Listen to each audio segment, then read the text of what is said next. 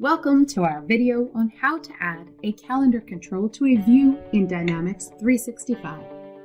At Reenhanced, we have implemented this control for nearly every customer, leading to a huge win in user adoption. In this example, we will add the calendar control to a view in Activities.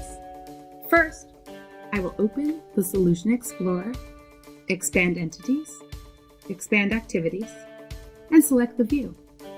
In my classic View Designer, click the Custom Controls button. Then click Add Control.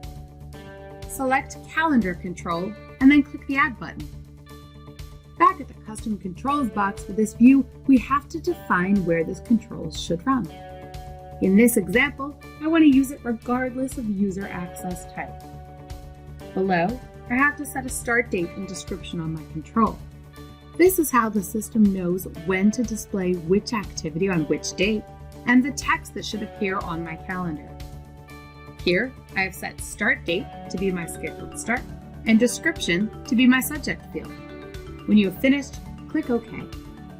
Once you have saved and published your changes, your calendar control will change your view display. Welcome to the new version of Open Activities View in Dynamics 365.